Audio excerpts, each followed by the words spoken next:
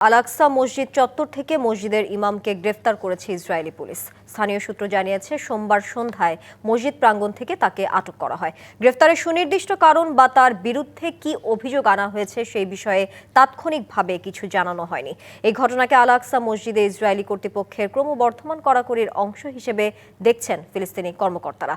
তাদের দাবি, সাম্প্রতিক সময়ে মসজিদের ইমাম ও খতিবদের উপর নানা বিধিনিষেধ আরোপ করা হচ্ছে। পাশাপাশি মুসল্লিদের প্রবেশে কড়াকড়ি ও পুলিশের পাহারা জোরদার করা হয়েছে। এদিকে জেরুজালেমের ওল্ড সিটি ও আল-আকসা চত্বরকে কেন্দ্র করে উত্তেজনা বিরাজ করছে। ধর্মীয় ব্যক্তিত্ব ও স্থানীয় অধিকার কর্মীদের গ্রেফতার ও এলাকা ছাড়া করার অভিযোগও উঠছে।